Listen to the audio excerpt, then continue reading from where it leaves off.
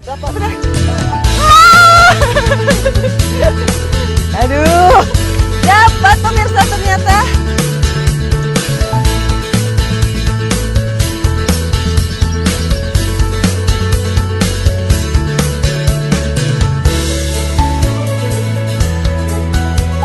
Oh, enak ya.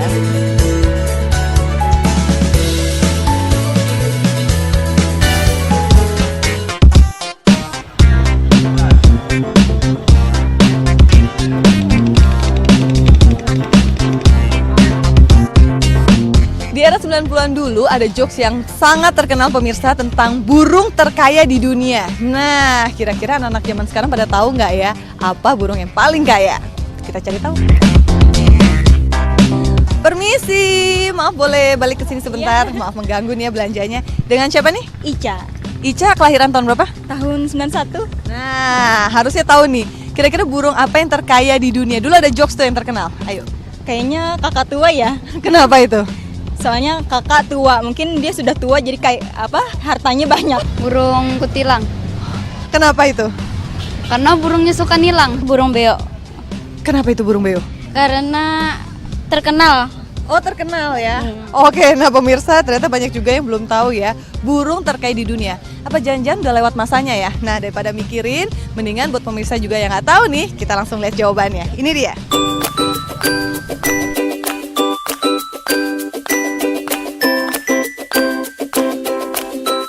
Zaman dulu, candaan ini sukses membuat dahi berkerut.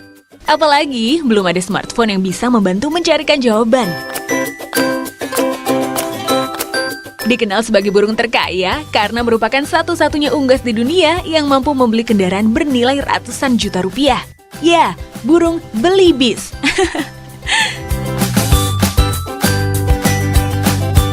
Jika biasanya burung identik membuat sarang di pohon, beda halnya dengan belibis. Kalau mau bertemu unggas yang populer dengan julukan whistling duck atau itik bersiul ini, maka bermain-mainlah ke kawasan rawa. Karena selain sisa gabah, daun enceng gondok juga menjadi makanan favorit kawanan belibis.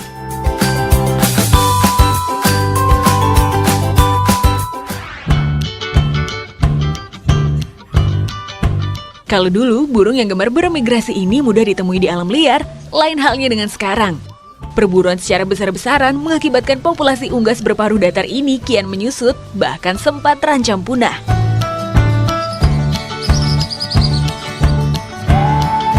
Desa Teluk Betung di Kecamatan Sungai Pandan, Kabupaten Hulu Sungai, Kalimantan Selatan yang menjadi pusat bersarangnya burung belibis pun ikut terkena imbasnya. Awal tahun 2000, burung yang terkenal suka berubah warna ini menjadi sulit dijumpai.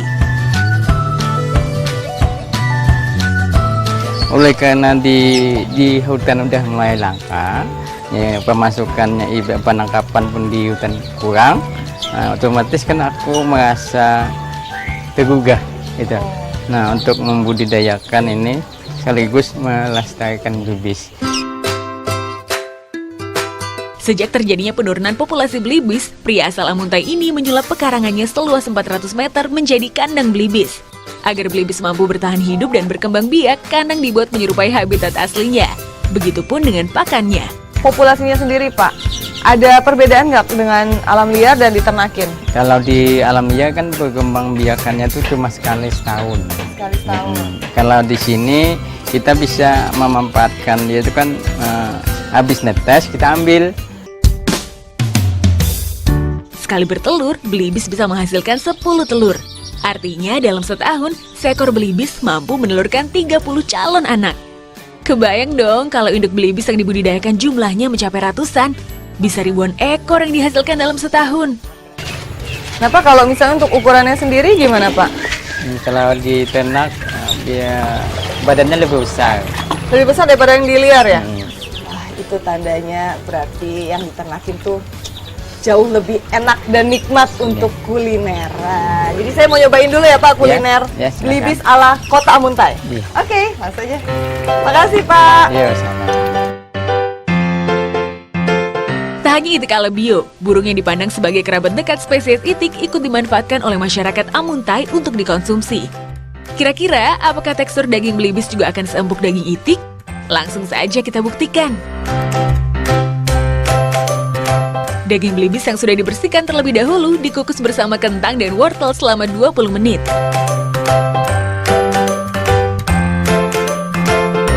Sambil menunggu, kita olah sausnya yang terdiri dari bawang putih, bawang merah, cabai, gula merah, kunyit, jahe, serta garam.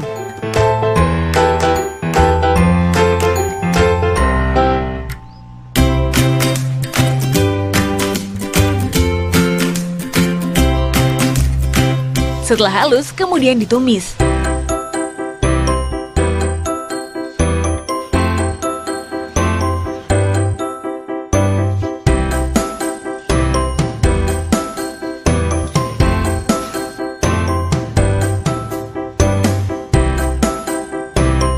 Hasil tumisan dibalurkan pada belibis yang siap dibakar. Supaya daging matang dan bumbu meresap secara merata, sambil dibolak-balik, bumbu terus dioleskan. Dan ini dia hasilnya.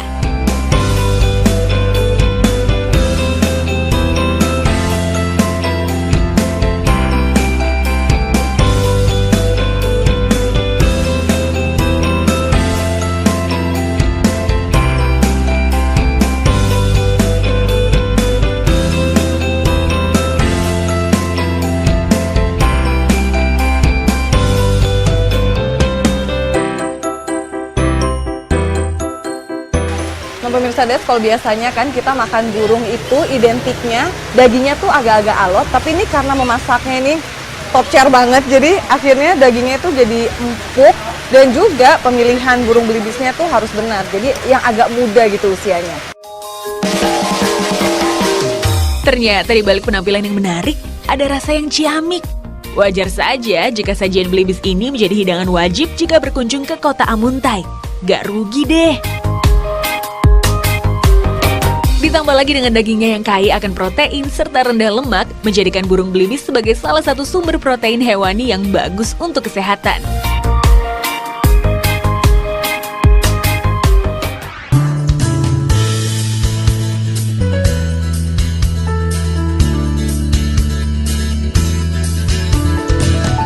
Pemirsa DS, lain dulu lain sekarang ya. Zaman dulu buah yang satu ini hanya dimakan apa adanya. Sekarang, hampir tak ada limbah tersisa dari buah yang mirip dengan nangka ini.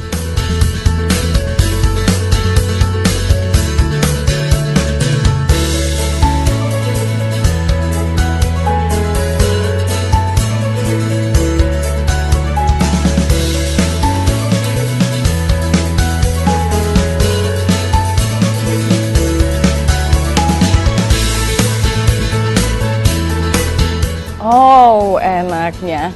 Masih ingat dengan peribahasa cempedak berbuah nangka? Nah, ternyata kenyataannya juga sama nih pemirsa. Jadi sekalipun tampilan seperti buah nangka, ini adalah buah cempedak. Tapi bukan cuma daging buahnya aja nih pemirsa yang nikmat.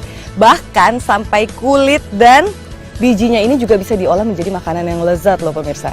Jadi istilahnya nggak ada tuh cempedak, ada limbahnya. Aduh, nggak ada deh, pokoknya semuanya bisa diolah.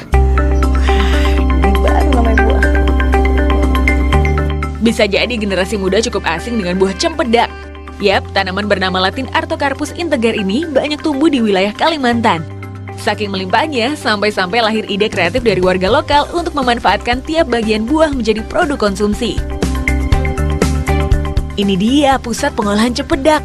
Begitu memasuki Kecamatan Batu Mandi, Kabupaten Balangan, sejauh mata memandang, jajaran kios produk cempedaklah yang akan menyambut kedatangan wisatawan.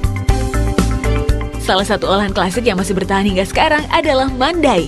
Mandai merupakan bagian kulit dalam dari buah yang akrab disapa tiwadak oleh penduduk lokal. Setelah dikupas, tiwadak dibedakan menjadi 3, mulai dari kulit, daging buah, hingga biji.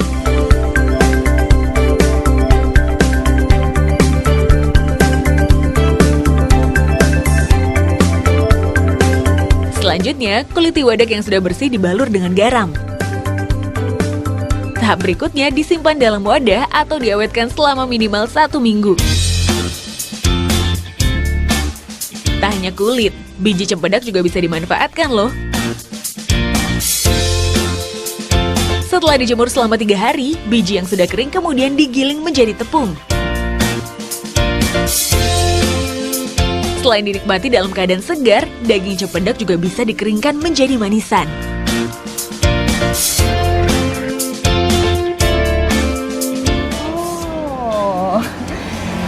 beragam juga ya produk yang bisa dihasilkan dari buah cempedak. Salah satunya ini mandai, yaitu fermentasi dari kulit cempedak. Dan ada juga tepung serta olahan crispy. Nah, tapi ini masih tradisionalnya nih pemirsa. Saking uniknya nih, sampai-sampai buah cempedak ini bisa dikreasikan menjadi kreasi produk dan sajian yang unik dan menarik. Kira-kira apa? Ikuti saya. Wah, kira-kira apa yang akan dihasilkan dari kedua olahan tradisional ini ya?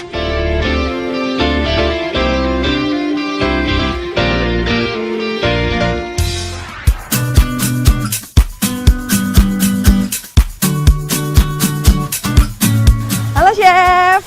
Nah, saya punya mandai ini setoples, banyak banget kan. Bingung mau dibikin apa. Nah, kira-kira kalau khas ini apa, Chef? Kalau khas ini kan kebanyakan orang dibikin mandai biasa. Kalau kita ada variasi sendiri. Oh, model baru? Model baru kita Ala apa? ala luar gitu. Ala-ala luar negeri maksudnya? Iya. Demam Korea rupanya benar-benar mewabah di mana-mana ya. Bahkan cempedak pun diolah menjadi masakan ala negeri ginseng. Mandai atau cempedak yang sudah difermentasi ini direndam terlebih dahulu untuk mengurangi rasa asin dan asam yang begitu kuat.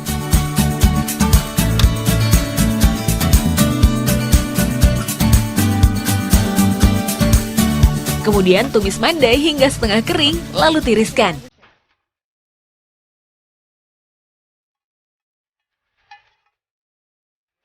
Selanjutnya kita siapkan sausnya ya. Bawang merah, bawang putih, cabai merah serta cabai rawit dicacah bersama.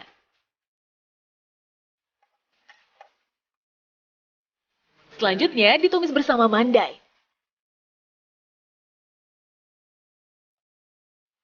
Tak lupa air kaldu, garam dan gula. Terakhir sebagai pelengkap sajian, tambahkan potongan ayam.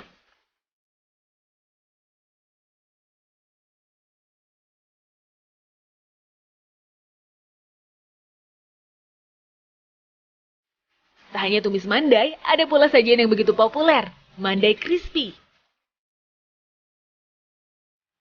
Mandai diiris tipis. Selanjutnya lumuri dengan adonan rahasia, kemudian tuang mandai satu persatu.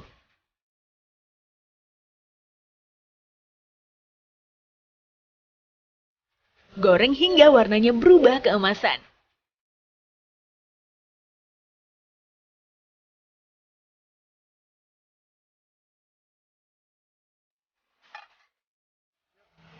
Sudah jadi dua olahan mandai yang kekinian banget nih pemirsa. Jadi kalau bisa dibilang ini kimchinya ala Banjar. Yang pertama, yang kedua yang crispy gitu deh.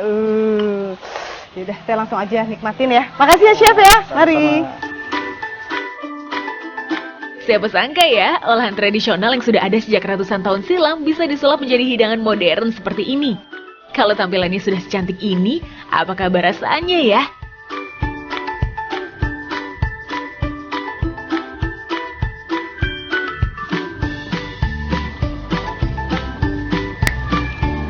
Jadi udah tepat banget pemirsa kalau dibilang yang namanya mandai olahan seperti ini itu sebagai kimchinya Banjar. Karena memang rasanya sama-sama sayuran yang difermentasi.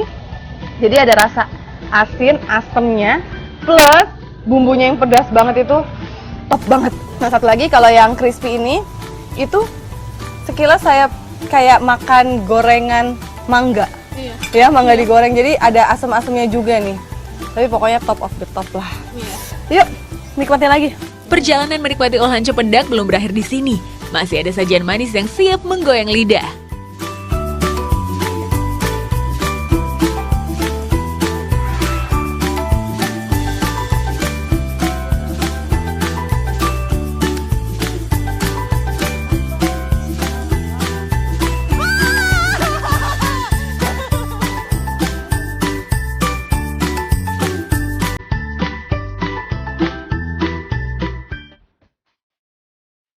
Lain dulu, lain sekarang. Selalu ada yang baru di dulu sekarang. Ini buktinya pemirsa, biji cempedak rupanya kini diolah menjadi tepung. Ya, tak hanya tepung terigu, tepung beras atau tepung tapioka, ini dia tepung cempedak. Dari tepung cempedak ini diolah menjadi sponge cake. Ditambahkan telur, gula halus, serta tepung terigu yang dicampur bersama-sama. Porsi tepung cempedak adalah sepertiga dari tepung terigu. Aduk bersama hingga merata.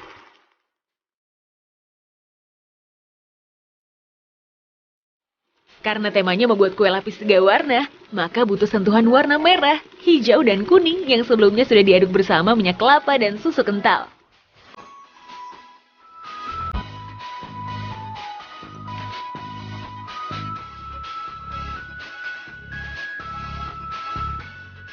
Aduk adonan hingga merata dan lembut.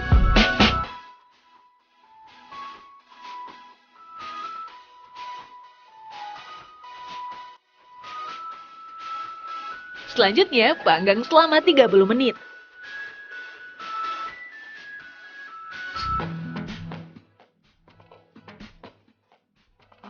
Selain sponge cake lapis, bisa juga dikreasikan menjadi bolu. Jangan lupa hiasan untuk mempercantik tampilan.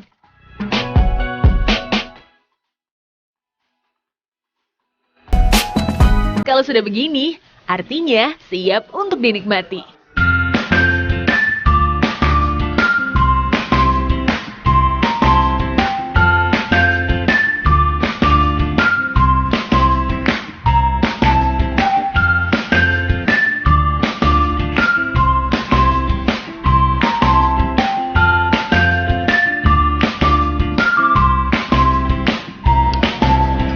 Kalau menikmati sponge cake kan udah pasti ya, teksturnya itu lembut banget ya pemirsa DS. Tapi ternyata nih dengan adanya tambahan tepung biji cempedak, itu yang ada teksturnya justru semakin lembut. Jadi makan banyak-banyak pun nggak akan seret di tenggorokan.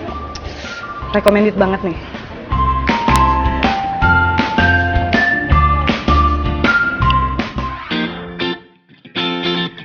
Mengunjungi kota Seribu Sungai Banjarmasin belum lengkap tanpa kegiatan memancing. Tapi kita tak perlu repot-repot naik perahu. Cukup berbekal alat pancing dan umpan dengan berdiri di tepian sawah, ikan pun akan berdatangan.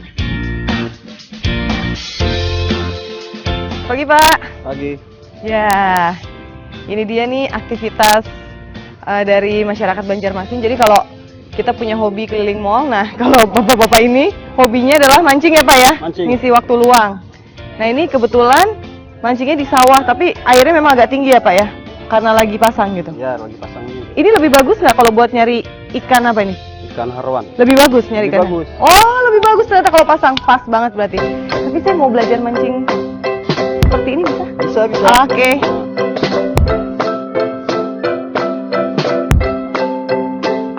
Iya, dari dulu hingga sekarang, ikan haruan atau yang biasa dikenal sebagai ikan gabus masih menjadi santapan langganan masyarakat ibu kota Kalimantan Selatan ini. Belum lagi tingginya kandungan albumin dalam lendir dan daging ikan yang berperan penting dalam penyembuhan luka, termasuk luka operasi sesar, yang menjadikan ikan latin bernama Channa striatus ini semakin ramai dicari. Sekalipun tidak butuh waktu lama untuk menjerat ikan haruan, tapi faktanya ikan haruan mulai sulit ditemukan. Banjarmasin yang dulu dikenal sebagai gudangnya ikan haruan, sekarang mulai mengalami krisis populasi. Maraknya penangkapan anakan ikan yang baru menetas menyebabkan kelangkaan ikan haruan. Tak heran jika sekarang yang masih beredar di perairan Banjarmasin hanya tinggal ikan haruan yang berukuran kecil. Dapat. Ya, kali.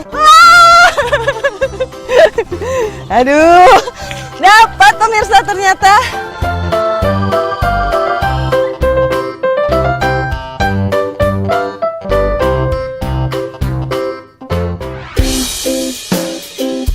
Setiap harinya, lebih dari 1.000 ekor ikan haruan dikonsumsi oleh masyarakat Banjarmasin.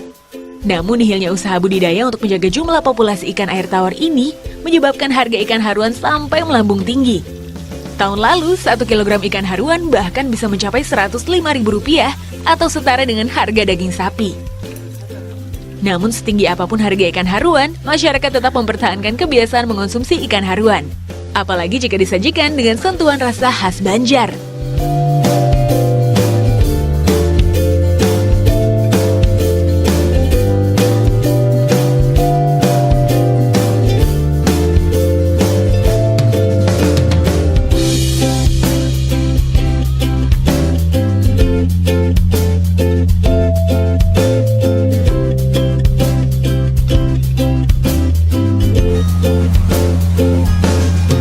Kalau biasanya kita makan ikan yang dikenal sebagai ikan gabus atau di sini namanya haruan, itu digoreng atau dibakar. Tapi itu kan udah biasa banget ya pemirsa. Kalau di Banjar ini yang luar biasa, dari dulu sampai sekarang mereka mempertahankan bumbunya yang spesial, yaitu sambelnya. Jadi walaupun warnanya merah merona, ini jangan tertipu pemirsa. Karena ternyata rasanya itu nggak sepedas itu. Malah yang ada tuh rasanya lebih ke manis ya. Karena emang ciri khas orang Banjar seperti itu. Jadi kalau bisa makan ikan tanpa bumbu sambal ini belum lengkap. Nah, guyur yang banyak.